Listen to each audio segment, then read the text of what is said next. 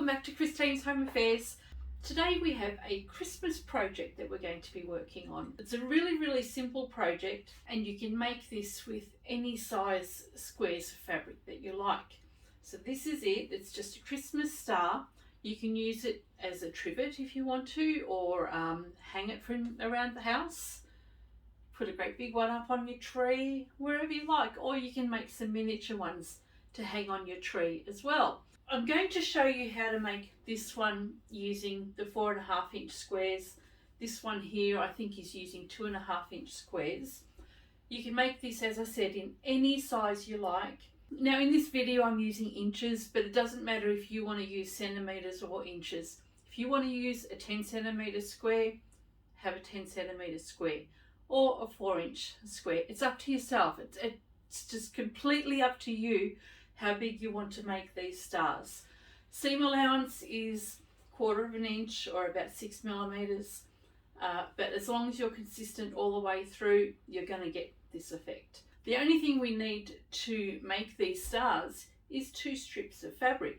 So if you're making the 4.5 inch squares, get yourself 2 strips of fabric that are 4.5 inches wide, and we're going to have 8 squares. So 8 fours are 32 plus another 1/2 inch by 4, which is 4 inches, is that right? 36 inches. So you would need at least a 36 inch strip of fabric. I hope my maths was right then. And if you're only doing a 2.5 inch square, you would multiply that by 8 as well. So 2 long strips of fabric with interfacing on one piece. Hang around and I will show you exactly how to put these stars together.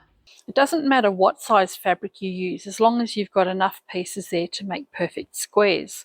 This one here is a 4.5 inch strip of fabric. I've got a back and a front, and on one side I've put an iron-on stabilizer. So I've just used a cotton interfacing, a lightweight cotton interfacing.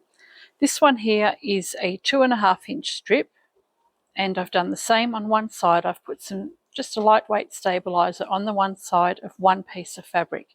And you'll see that I've kept it just in the one long length. This is going to be so that it's a lot easier to sew our squares up rather than having to do lots of different squares and sew them all up individually. So my cheats way of sewing up squares out of a long strip of fabric is to just draw some divider lines. This one here is a 4.5 inch wide strip of fabric, and I've divided it into 4 pieces. And all I've done is just drawn a 4.5 inch line along here, and this line will actually be the cutting line of our fabric, not the sewing line of our fabric. So to do that, we'll just grab our main piece of fabric, the one that's got the stabilizer on it, only because it's easier and firmer to draw on. Now we need to have 8 squares of each of the 2 colours. Now this piece of fabric is 2.5 inches wide, so we need to have 8 pieces of 2.5 inches, which will be 20 inches long all up. So you need to have 2 pieces of fabric that is at least 20 inches long. What we're going to do here is just mark some lines that are 2.5 inches. Line up the straight edge of the ruler and the straight edge on your 2.5 inch, and just mark a line in there. And using that same line, mark a series of other lines so that you've got 8 squares. We've got our 8 squares marked now.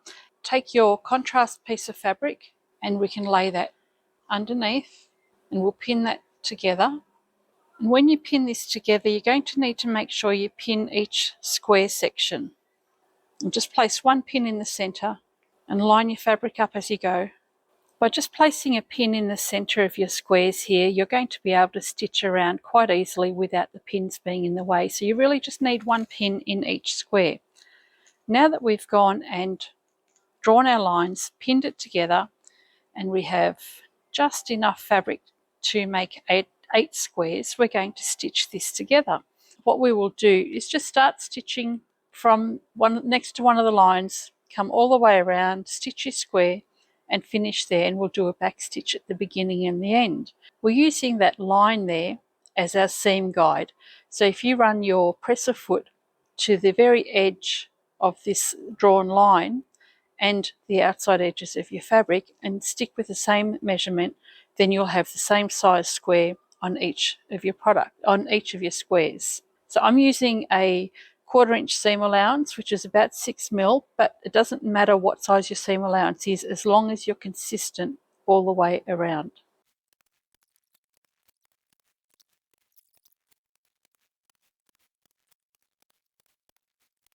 We've gone and stitched most of the way around each square through the entire strip of fabric. On the drawn line, we can just cut that out for all of the pieces. And when you finish cutting them out, we'll trim the corners and we can turn that through. So there's only a very small opening here. We'll turn that through the right way and then poke out all the corners, take it to the iron and give them all a press. Once you've got them all cut out, turn them the right way round. They're going to be much easier to turn through when you're using bigger pieces of fabric. These ones here are just the 2.5 inch strips or squares. I'm not going to show you how I turn these through because they're so fiddly. All you're going to do is just laugh at me. So I'm going to go and do these on my own.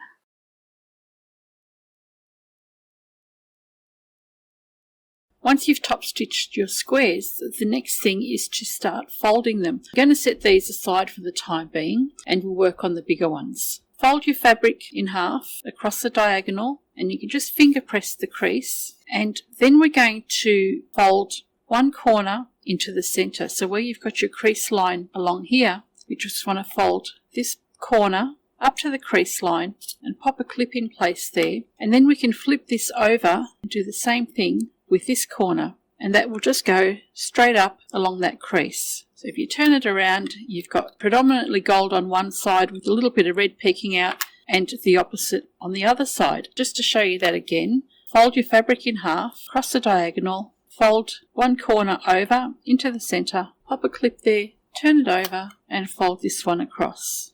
And that will just line up right along that center fold there. We'll do the same with the little ones. You want to make sure you've got all the folds going in the same direction, otherwise your star will end up all over the place. Once you've done all of your 8 pieces for each size square that you've got, it's time to start putting them together. Take your first one and we're going to use this section here as the center of our star. So we've got the fold going up to the point on both sides and we want the fatter end at the center. Take your first one. Now this one here, I'm using 2 different reds in my star because I didn't have enough red fabric to go with my gold. So I'm alternating these. What I want here is the red spotted one. So instead of putting these 2 reds both facing up, flip the next one over. Just lay that over the top there at the very point, and this will line up with a straight line on the center of your fabric. Clip it in place. Take the next one and we want the red up, so we've got red, gold, red, and that will line up along the center and continue on until you've made a circle or until you've joined all 8 pieces.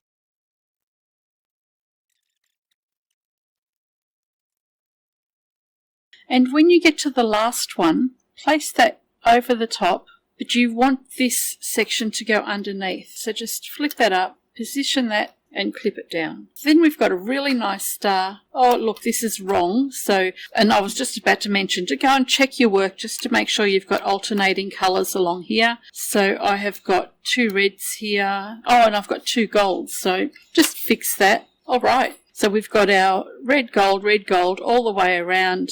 Everything's nicely lined up, going straight across. Just check that that all sits nicely and have a look on the other side. There you go. So you've got a nice pinwheel effect happening on the inside. If you choose to have all the gold flaps on one side, you won't have this pinwheel. You'll have the same colour on the inside, and the same would happen on the other side. So it's up to yourself whether you want to have all the same colour in here or whether you want this pinwheel effect. I actually like this much better. So this is the one made out of 4.5 inch squares, and this one here is just made out of the 2.5 inch little squares. This one will be a great little Christmas tree ornament, or even a coaster for a cup or a mug, whereas this one you can hang up around your house and even use as a trivet on your table.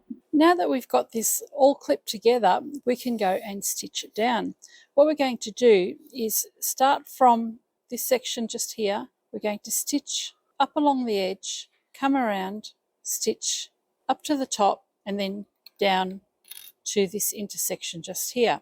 And then we'll do the next one. We'll come up and along and down, up along and down. So we'll just continue that all the way around. I have my foot about 1/4 of an inch in or out from the dead center of the mat, and we're going to stitch one side of the flap down. Leave this one alone, we don't want to stitch that. We'll stitch down here to the fold and then we'll turn. Turn your work, and then we're going to stitch this flap down just on the very edge. Then we can turn our work again and stitch the other side of the star. When you're coming down, just get this one out of the way. So we can just fold this out of the way here, and we continue to stitch all the way to the end. Then we can position this back over the top. We've stitched along here, left this flap open and stitched straight up there and down again to the end. And then just clip that back in place.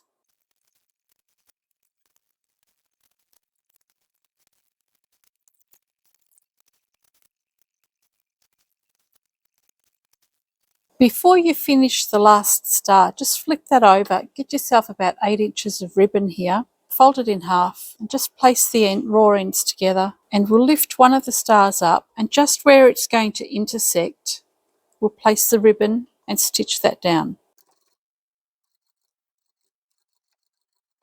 And continue to the end. Then when you do the last star, you can stitch that down and your ribbon will sit nicely in place. When you finish stitching the last star, just flip it over and we can stitch down on the other side. So just fold this out of the way. There we go, our stars are completely finished. We've stitched it down on the side, the long edges, and back again. And this section is left open intentionally as a little flap. So if you're hanging this from a tree or from your house somewhere, you can open that out and have it blowing in the breeze, and it'll just sit really nicely. Otherwise, you can just leave it nice and flat and use it as a trivet. Put some nice plates, put your Christmas meals on there. They'd actually make really nice placemats too. And that's a smaller version. So what did you think? They're pretty easy to make, aren't they? To make things a lot quicker, it's much easier just to sew all of your squares together in the one long strip and then chop them all up, turn them all through, clipping your corners, so you can have a production line of all of those happening, and you can make as many of these little ones as you like for your tree and the bigger ones to decorate around your house. I think they're pretty cool. If you want to see any other Christmas projects, I think the only other one I've got at the moment is the Christmas crackers. So there's a Christmas cracker made out of toilet rolls and fabric. Have a look at that video as well. I'll pop a link up there. Anyway, I hope you guys have enjoyed this video, and I shall catch you next time. Bye for now.